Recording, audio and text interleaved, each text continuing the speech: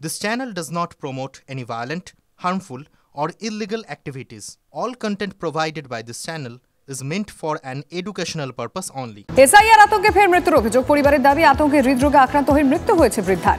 পূর্ব মেদিনীপুরের কোলাঘাটের ঘটনায় চাঞ্চল্য। 2002 ভোটার তালিকায় নাম নেই মায়ের। ভোটার লিস্টে নাম না থাকায় আতঙ্কিত ছিল মা। চিন্তায় হৃদরোগে আক্রান্ত হয়ে মৃত্যু মায়ের। কেশিমন বিবির মৃত্যুতে দাবি ছেলের। আমার মায়ের 2002 নাম ভোটার লিস্টের নাম নিয়ে গেলে সে 15 দিন ধরে খাওয়া দাওয়া করছে নি, টেনশনে। আর আমারও নাম আসেনি 2002। এই কারণে আতঙ্কতে সে চিন্তা ভাবনা করে মারা গেছে, যে কী করলে কি হবে না হবে। নেতার কাছেও দিয়েছে। হ্যাঁ, 2002 যখন এসআর হয়েছিল তখন আমরা যারা 2002 আমাদের ভোটার লিস্টের নাম ছিল তারা কেউ কি জেনেছিলাম? কোনো কি আতঙ্ক ছিল না। তার কারণ পরিস্থিতি দীর্ঘ সময় ধরে সেটা করা হয়েছে। তড়িঘড়ি এসআর করার জন্য মানুষের উপর একটা বোঝা এবং আতঙ্ক চাপিয়ে দিয়েছে। সেই আতঙ্কের বলি আজকে কেশিমন বিবি। শুধু এইটুকু বলবো যে আতঙ্কজনিত কারণে মৃত্যু, আত্মহত্যা ইত্যাদির যে বিষয়গুলো সামনে এসছে, এগুলো প্রত্যেকটাই তদন্ত সাপেক্ষ। যে এসআইআর কে সামনে রেখে যে অভিযোগগুলো উঠে আসছে, তার সাথে তৃণমূল কংগ্রেসের শকুনের রাজনীতি কোথাও না কোথাও জড়িয়ে যাচ্ছে। এই আত্মহত্যার অভিযোগ, মৃত্যুর অভিযোগ, এর যদি কোনো ঘটনা সত্যি হয়, সেই দায় মমতা ব্যানার্জি এবং তার সরকারকে নিতে হবে। এসআইআর এর আবহে বাজারে আগুন লেগেছে তা নিয়ে আলোচনা হচ্ছে না, মানুষের রোজগার নেই তা নিয়ে আলোচনা হচ্ছে না,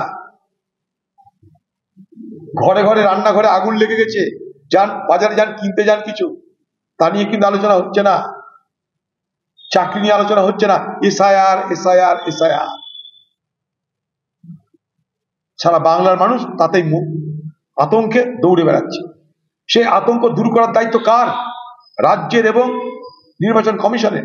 আরও এক শাহজাহানের কীর্তি, আবাস যোজনার ঘর পাইয়ে দেওয়ার নাম করে কাটমানি, আর্থিক তছরূপের অভিযোগ তৃণমূল পঞ্চায়েত সদস্যের বিরুদ্ধে। পাল্টা অভিযোগ সম্পূর্ণ মিথ্যে বলে দাবি পঞ্চায়েত সদস্যের। হারোয়া বিধানসভার গোপালপুর 2 নম্বর পঞ্চায়েতের পুকুরিয়া গ্রামের 272 নম্বর বুথের ঘটনা।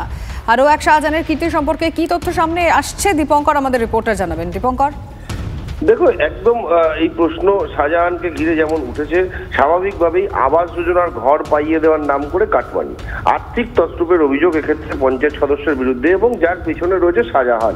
এই কথা বারবার ঘুরে ঘুরে আসছে। ঘটনা ঘটেছে হারোয়া বিধানসভার গোপালপুর 2 নম্বর পঞ্চায়েতের পুকুরিয়া গ্রামের 272 নম্বর বুথে। স্থানীয় বাসিন্দারা যে অভিযোগটা করছেন, এই বুথে শাহজাহান বিশ্বাস দীর্ঘদিন ধরে আবাস যোজনায় ঘর পাইয়ে দেওয়ার নাম করে লক্ষ লক্ষ টাকা উপভোক্তাদের কাছ থেকে নিয়েছে। এবং শুধু তাই নয়, পরবর্তীতে বেশ কিছু মানুষের বরাদ্দ হলে সেই টাকা ঘরের বিনিময়ে তাদের ব্যক্তির তাদের কাছ থেকে বিক্রি করার অভিযোগ উঠেছে। এইসব নানা অভিযোগ রয়েছে, কিন্তু স্থানীয় মানুষের অভিযোগ এখনো পর্যন্ত প্রশাসনের কর্ণপাত হয়নি, এবং তারা চাইছেন যে তাদের যে এই সমস্যার সম্মুখীন হয়েছে সেই সমস্যার সম্মুখীন প্রশাসন করুক। এটাই হচ্ছে এখন মূল সমস্যা। এই শাহজাহান বিশ্বাস তিনি কেন এই ধরনের কাজ করেছেন, যদিও তিনি গোটা বিষয়টা নিয়ে এই বিষয়ে কোনো রকম কর্ণপাত করেননি, তবে অন্য রাজনৈতিক দল, বিশেষ করে বিজেপি, সিপিআইএম, তারা কিন্তু এটা নিয়ে অভিযোগ তুলছেন এবং তারা লিখিত অভিযোগ করেছেন আধিকারিকের কাছে হারোয়া সাধারণ মানুষকে নিয়ে, কিন্তু এখনো পর্যন্ত কোনো ফল পাওয়া যায়নি। বেশ, তুমি নজর রাখো, ধন্যবাদ।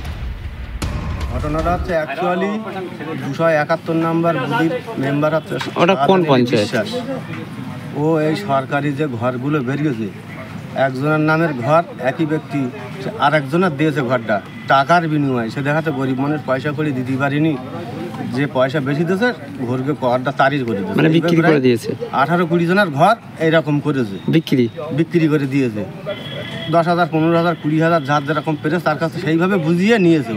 আবার অনেকের কাছে ঘর দিয়েছে, তাদের টাকা লেছে 10,000, 5,000, 15,000, যার কাছে যেমন পেরেছে ঠিক তেমন সেইভাবে তার কাছে লেছে কাটমানি।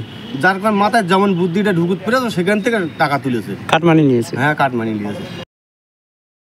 আসলে তৃণমূল কংগ্রেসের রাজত্বে যোগ্যরা বঞ্চিত হয়ে আসছে বারবার, সে শিক্ষাক্ষেত্রে হোক, কর্মক্ষেত্রে হোক, কিংবা এই ধরনের প্রকল্পগুলির সুবিধা পাওয়ার ক্ষেত্রেও হোক। এরা কেবল টাকার বিনিময়ে চাকরি বিক্রি করে, এরা টাকার বিনিময়ে প্রকল্পগুলি পর্যন্ত বিক্রি করছে। আসলে কেন্দ্রের স্বপ্ন বাস্তবে রূপ দিতে বাধা দিচ্ছে তৃণমূল পশ্চিমবঙ্গে। যদি মানে রাজনৈতিক ভাবে চাপার জন্য যদি কেউ কিছু করতে পারে, এর কোনো বাস্তবতা নেই, বুঝলেন? ওরকম কিছু করতে পারে, ওরকম কিছু ঘটার জায়গা নেই, কারণ এ তো বিডিও অফিসের আধিকারিক, তারা এসে ওদের মতো করে গিয়েছে, বুঝলেন? আচ্ছা, এই ব্যাপারে তো আদৌ কোনো মেম্বারদের কোনো ভূমিকা ছিল না, বিশেষ করে আমাদের এখানে, যেহেতু আমাদের এখানে গোষ্ঠীতন্ত্র চলছিল, বুঝলেন? ও সম্পূর্ণ ওটা মানে বিডিও অফিস স্টাফ যারা এসছে, হ্যাঁ, ওরাই জানে বিষয়টা।